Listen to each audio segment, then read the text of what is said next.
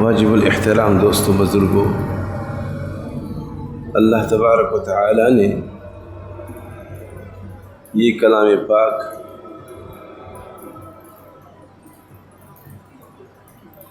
ہمارے لیے ہدایت کے لیے نازل فرمایا، اس سے رہنمائی حاصل کرنے کے لیے نازل فرمایا۔ اس میں احکامات جو ہیں ان پر عمل کرنے کے لیے نازل فرمایا۔ اللہ رب العزت پوری انسانیت سے مخاطب ہے، خصوصاً جو اللہ پہ ایمان رکھتے ہیں، جو اسلام کا دعویٰ رکھتے ہیں، ان سب کو تو خصوصی طور پر اللہ رب العزت مخاطب ہے۔ اللہ خطاب فرما رہے ہیں، یعنی ہمارے سامنے بول رہے ہیں، اور کتنی نالائقی ہے کہ اپنے رب کے خطاب کو نہ سمجھ سکے۔ ہمارا رب کیا فرما رہا ہے، ہمارا رب ہم سے کیا چاہتا ہے۔ زبان پہ اقرار کہ اللہ ہمارا رب ہے، وہی ہمارا خالق ہے، وہی ہمارا رازق ہے، اور اسی کی قبضہ قدرت میں ہمارا سب کچھ ہے۔ یہی مطلب ہے نا یہ رب کے اعتقاد کا۔ ہم اللہ پر، اس کی ربوبیت پر ایمان رکھتے ہیں۔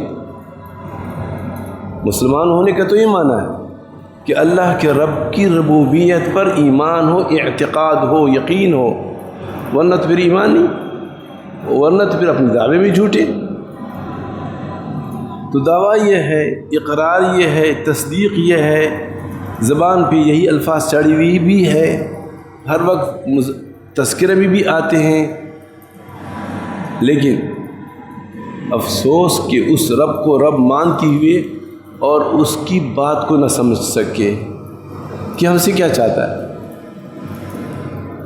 اس بات پر بھی یقین ہے کہ یہ ہمارے رب کا خطاب ہے، یہ ہمارے اللہ رب العزت کا کلام ہے، اور یہ ہم سے فرما رہے ہیں۔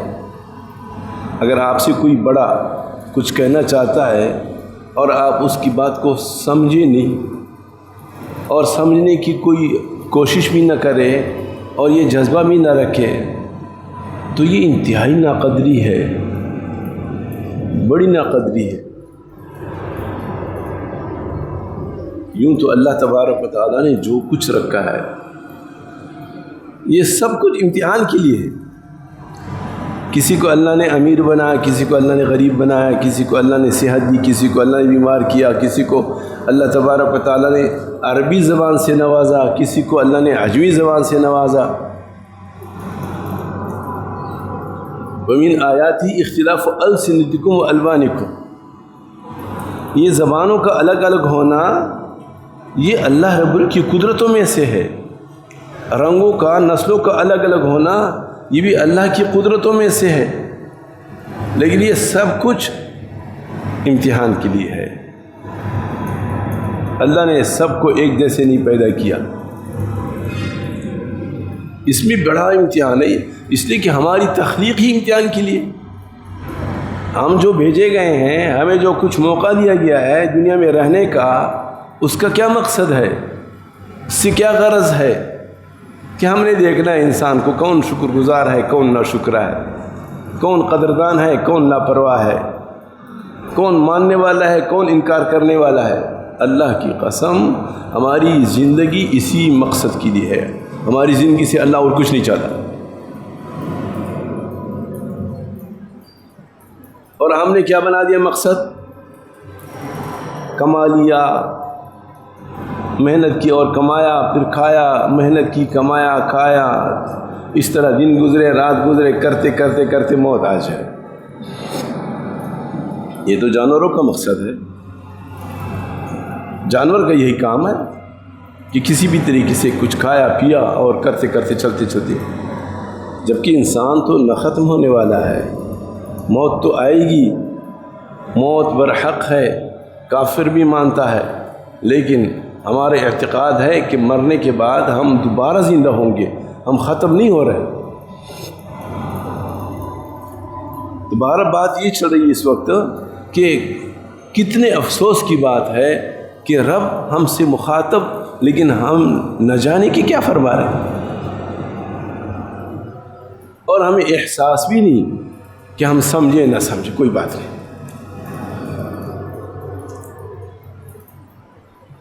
پھر اللہ کی رعایت بہت بڑی، اللہ رب بہت بڑی رعایت فرماتے ہیں، کوئی بات نہیں، پوری طرح نہ سمجھ سکے لیکن کم از کم اجمالی طور پر جو میں چاہتا ہوں اس کا تو سمجھنا ضروری ہے نا۔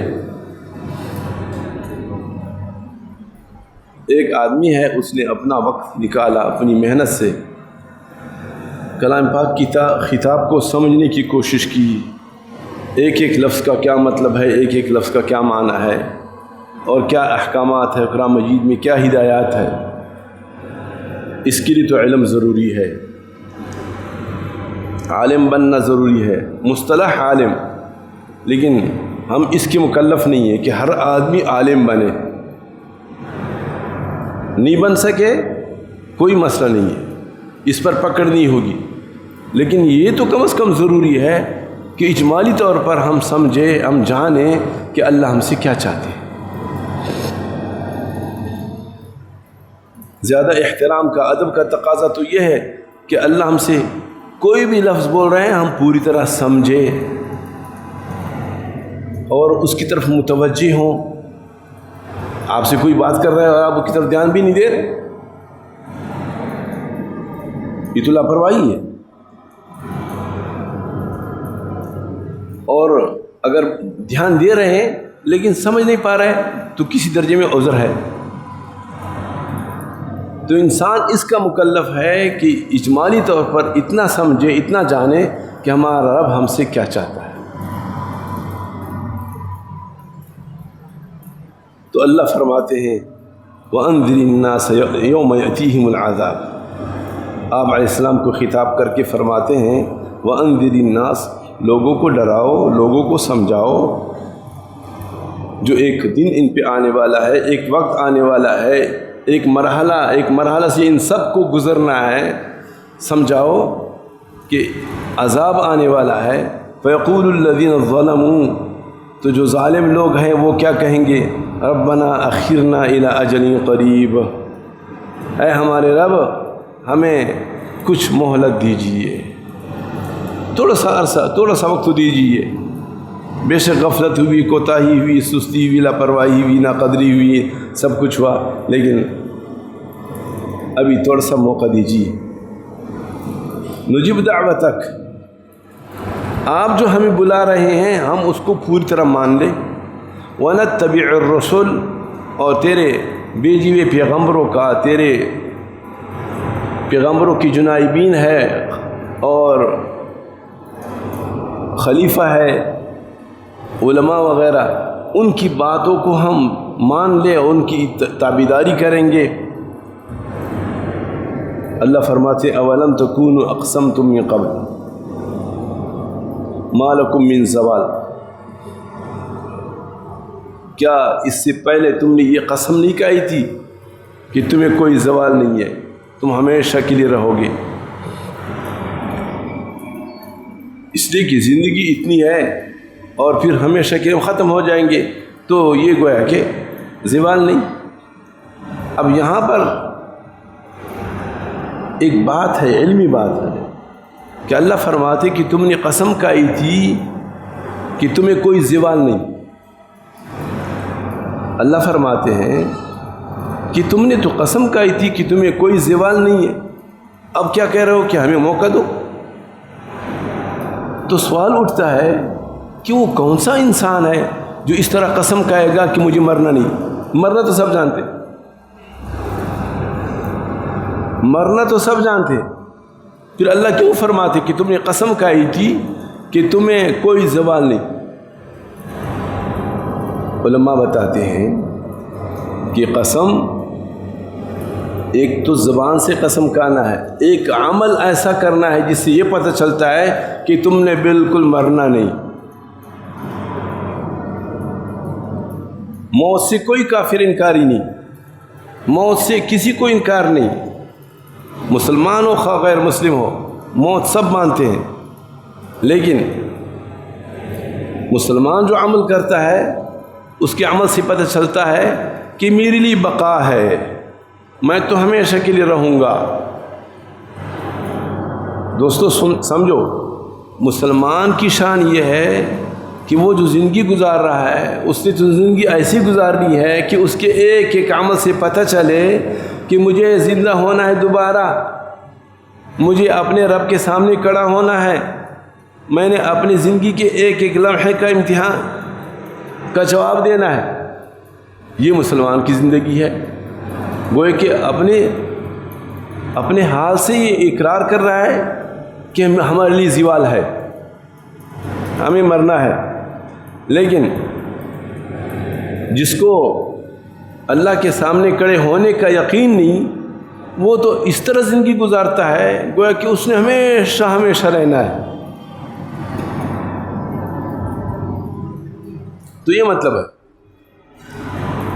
پھر فرمایا وَسَكَنْتُمْ فِي مَسَاكِنِ الَّذِينَ ظَلَمُوا أَنفُسَهُمْ وَتَبَيَّنَ لَكُمْ كَيْفَ فَعَلْنَا بِهِمْ وَضَرَبْنَا لَكُمُ الْأَمْثَالَ۔ ابھی درخواست، ابھی معذرت کہ تھوڑا سا موقع دیا جائے، حالانکہ دوسروں سے تم نے سبق حاصل نہیں کیا۔ تمہارے آباء اور اجداد وہ کہاں گئے؟ اللہ کی ترتیب تو ایسی ہے کہ تھوڑا سا غور کرنے والا سمجھ جاتا ہے، تو کیوں سمجھ میں نہیں آیا؟ معاشرے میں رہتی ہوئی پتہ چلتا ہے کہ ایک دفعہ گیا دنیا سے، پھر دوبارہ لوٹنا تو ہے ہی نہیں، مرنے کے بعد دوبارہ کوئی واپس دنیا میں تو آیا نہیں،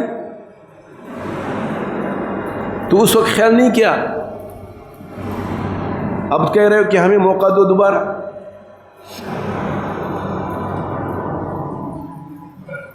وَضَرَبْنَا لَكُمُ الْأَمْثَالَ، ساتھ ساتھ ہم نے مثالیں بیان کی تمہارے سامنے، ہم نے ایک ایک بات واضح کر دی کہ غفلت کی زندگی گزارو گے یہ ہوگا، اور محتاج زندگی گزارو گے تو یہ ہوگا، سب کچھ واضح کر دیا۔ وَقَدْ مَكَرُوا مَكْرَهُمْ وَعِنْدَ اللَّهِ مَكْرُهُمْ وَإِنْ كَانَ مَكْرُهُمْ لِتَزُولَ مِنْهُ الْجِبَالُ۔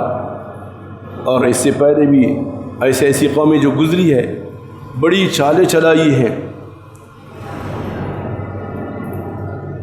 توحید کے لیے، رکاوٹ، اسلام کے خلاف، وقت کے نبی کے خلاف، علماء صلحاء کے خلاف ایسی چالیں چلائی ہیں، اٹکلیں کی ہیں کہ ان کے اٹکلوں کو اور ان کی چالاکیوں کو دیکھے تو پہاڑ بھی وہاں سے گر اپنی جگہ سے ہٹ جائے۔ چالیں تو ایسی چلائی ہے، لیکن چال کسی کی نہیں چلتی، چال کسی کی نہیں چلتی دوستو، فیصلے اللہ کے چلتے ہیں۔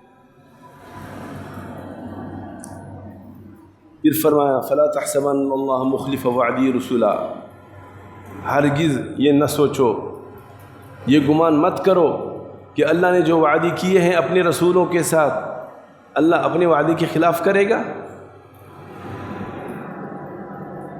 اللہ نے وعدے فرمائے دوستو، جو مان کی زندگی گزارے گا اس کو ایسے نوازیں گے، اور جو غفلت کی زندگی گزارے گا، جو منمانی کی زندگی گزارے گا، اس کے ساتھ یہ ہوگا، اس کے ساتھ یہ ہوگا۔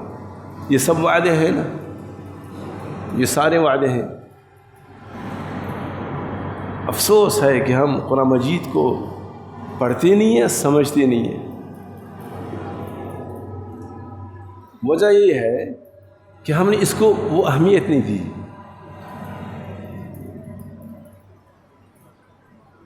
جو یہ سمجھتا ہے صحیح معنوں میں کہ مرنے کے بعد دوبارہ ہمیں زندہ ہونا ہے، اور اللہ رب العزت کو ہم نے ایک ایک مرحلے کا، ایک ایک لمحے کا، ایک ایک عمل کا جواب دینا ہے، جس کا یہ عقیدہ ہو، اور جو یہ سمجھتا ہو کہ اللہ تبارک و تعالیٰ نے ہمیں تمام کامیابی کے راستے اس قرآن مجید میں بتا دیے ہیں، اور تمام نقصانات کے راستے بھی اس قرآن مجید میں اللہ نے بتا دیے ہیں، جب یہ عقیدہ ہوگا جس کو، تو وہ تو قرآن مجید، یہ ہدایت نامہ، ہر وقت اس کو سمجھنے کے لیے کوشش کرتا رہے گا۔ لیکن ہماری کوئی کوشش نہیں، نہ خود کی کوشش ہے، نہ اولاد کے لیے ایسے منصوبے ہیں کہ کم از کم ہمارے پر تو گزر گیا، اب وہ نہ جوانی رہی، نہ وہ استعداد رہا، نہ وہ وقت ہمارے پاس کہ ہم اس کو سمجھیں، اس پر عمل کریں۔ کم از کم ہماری اولاد اس راستے پہ گامزن ہو۔ اولاد کے لیے بھی کوئی ایسی سوچ نہیں۔ تو پتہ چلتا ہے کہ قرآن مجید کی جو قدر ہونی چاہیے مسلمان اس کی وہ قدر نہیں کرتا، اور یہ دوستو اپنا نقصان کرتا ہے، یہ اپنا نقصان کرتا ہے، اپنی اولاد کا نقصان کرتا ہے، معاشرہ کا نقصان کرتا ہے۔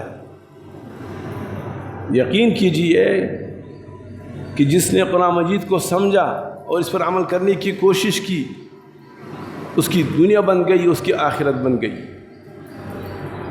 اور جس نے قرآن مجید سے لاپرواہی برتی خسرت دنیا والآخرہ، دنیا برباد، آخرت برباد۔ اور افسوس ہے کہ ہم برباد ہونا بھی نہیں سمجھتے اور کامیاب ہونا بھی نہیں سمجھتے۔ جس نے قرآن مجید کو اہمیت دی، جس نے اللہ کے کلام کو اہمیت دی، دنیا آخرت اس کی بن گئی، اور جس نے اس سے لاپرواہی برتی گارنٹی ہے کہ دنیا اور آخرت اس کی برباد ہو گئی۔ رب کا کلام ہے، جس نے اس کائنات کو پیدا کیا، جس نے ہمیں پیدا کیا، جو ہماری ایک ایک چیز کو جانتا ہے، جو ہمارے مستقبل کو جانتا ہے، جو ہمارے حال کو جانتا ہے، ہمارے ماضی کو جانتا ہے، اس کا کلام ہے اور ہم سے مخاطب ہے۔ ایسا نہیں کہ کوئی تفریحی مقالہ ہے، یہ باتیں ہیں، وہ باتیں، نعوذ باللہ۔ قرآن مجید میں ایک لفظ بھی فضول نہیں ہے، اس میں اعتقادات ہے، ایمانیات ہے، احکامات ہے، واقعات ہے، اور سب سے مقصد وہ یہی ہے کہ انسان سمجھے اور اپنے رب کے ساتھ اپنا رشتہ جوڑے، اور رب کو رب مانے، اس کے حکموں کے مطابق زندگی گزارے، اور اس کے بھیجے ہوئے رسول کی اطاعت میں آئے، زندگی اس طرح گزارے۔ اور جو سمجھتا نہیں ہے یا جو اس کو اہمیت نہیں دے گا، وہ کیسے اللہ کے کو مانے گا، اللہ کے احکامات کو مانے گا، اور اللہ سے اپنا تعلق بنائے گا، اللہ کے رسول کی اطاعت کرے گا؟ کیسے کرے گا؟ ممکن نہیں۔ عمل کرنے کے لیے تو سب سے پہلے سمجھ ہے۔ تو دوستو یہی گزارش کرنی ہے مجھے کہ قرآن مجید کو سمجھو، سمجھنے کی کوشش کرو، اور اگر وہ مرحلہ نہیں ہے، ابھی وہ موقع نہیں رہا، تو کم از کم اولاد کے لیے فکر مند ہو اور ندامت کا اظہار ہو کہ اے رب کوتاہی ہوئی، ہم سے غفلت ہوئی، ہمیں معاف کر دے، جو تیرا حکم ہے میں اس کو ماننے کے لیے تیار، جو حضور علیہ السلام کی سنت ہے اس پر عمل کرنے کے لیے تیار۔ یہ اجمالی طور پر ماننا ہے۔ اب اس کی مکلف نہیں ہے کہ آپ کو عربی گرامر آئے، آپ کو قرآن مجید کی تفاسیر سے پورا تعلق ہو اور واسطہ ہو اور آپ سب کچھ سمجھتے ہیں، آپ اس کے مکلف نہیں ہیں۔ لیکن اجمالی طور پر تو آپ اس کے مکلف ہے کہ میرا رب مجھ سے کیا چاہتا ہے، اور الحمدللہ اللہ نے آسان بھی کر دیا ہے، اللہ نے یہ آسان کر دیا ہے۔ اور ایک حجت کا اتمام ہے کہ اللہ نے دین کو بالکل آسان کر دیا ہے۔ دنیاوی علوم، دنیاوی چیزیں حاصل کرنے کے لیے بڑی بڑی فیسیں ادا کرنا، ان کے لیے محنت کرنا، اس کے لیے لیکن دین الحمدللہ آسان ہے۔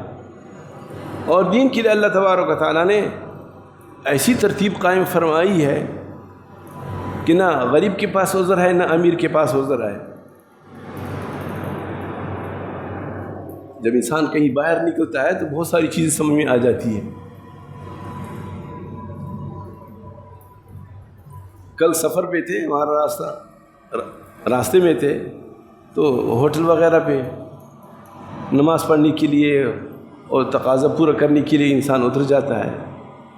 تو ایک ہوٹل ہے جنگل میں، اذان ہوئی، پھر تھوڑی دیر کے بعد نماز پڑھانے کے لیے ایک صاحب آئے تو خیال رہتا ہے کہ اس جنگل میں پتہ نہیں کیسی نماز پڑھانے والا ہوگا. یقین کیجئے اس نے جو نماز پڑھائی تو یہ بات مجھے سمجھ میں آئی کہ الحمدللہ اللہ نے دین کو کتنا آسان کر دیا ہے کہ نہ کوئی جنگل رہے نہ کوئی منگل، ہر جگہ الحمدللہ ہمارے علماء کی محنت. آپ کو جنگل میں بھی صحیح پڑھنے والا مل رہا ہے. آپ دیہات میں جائیں، بلکہ دیہات میں تو زیادہ ہے، علماء مل رہے ہیں، مسئلہ پوچھیں مسئلہ جواب دینے والا مل رہا ہے، قرآن مجید سکھانے والا مل رہا ہے، صحیح اذان دینے والا مل رہا ہے. الحمدللہ یہ علماء کی محنت ہے. اور علماء کی محنت کیا؟ یہ اللہ رب العزت کا فضل ہے. اللہ نے ایسا انتظام فرما دیا ہے کہ کل کو قیامت کے روز کوئی نہیں کہہ سکتا کیا اے اللہ تیرا علم دین حاصل کرنا تو بڑا مشکل کام ہے. کون ناظرہ سیکھے، پھر کون قرآن مجید کے گرامر سیکھے، عربی گرامر سیکھے، پھر صحیح عالم بنے. 16 سال میں تو عالم بنتا ہے، اور پھر کون مفتی بنے. یہ تو ہمارے پاس اتنا وقت نہیں تھا. یہ سوال نہیں ہوگا کہ آپ مفتی کیوں نہیں بنے، لیکن اجمالی طور پر آپ نے اتنا کیوں نہیں سیکھا کہ میں تیرا رب ہوں، میں تجھ سے کیا چاہتا ہوں، اور میں نے تمہارے پاس اپنے محبوب رسول صلی اللہ علیہ وسلم کو بھیجا نمونہ بنا کر کے کہ ان جیسے تم نے عمل کرنا ہے، تو سنت پر عمل کیوں نہیں کیا؟ مکلف تو آپ اس کے تھے. اور یہ تو کوئی مشکل نہیں ہے، یہ تو آپ کو ہر جگہ مل رہا ہے. آپ کاروبار کیسی کر رہے ہیں، کسی بھی آپ مصلی کے امام کے پاس آ جائیں، معلوم کریں، آپ کو کاروباری مسئلے بتا دے. آپ دن رات کیسے گزار رہے ہیں، میں کون سا عمل جائز کرتا ہوں کون سا ناجائز کرتا ہوں، سب کچھ آپ کو بتا دیں. اللہ نے دین کو اتنا عام کر دیا کہ کل کو قیامت کے روز کسی کے پاس کوئی عذر نہیں رہے گا. اور انجینئر بنیں گے تو بڑی مشکل سے بنتے ہیں، کوئی مشکل نہیں. وہ بے شک علم دین بڑا مشکل ہے، اس میں بہت کچھ ہے، لیکن آپ اس کے مکلف نہیں ہے کہ آپ مکمل عالم مفتی بنیں. لیکن اجمالی طور پر ہم نے سنت کو جاننا اور اللہ کے حکموں کو ماننا جاننا، اس سے بھی ہم گئے گزرے ہیں. اللہ ہم سب کو معاف کر دے. اللہ ہم سب کو ان مختصر باتوں پر عمل کرنے کی توفیق عطا فرما دے.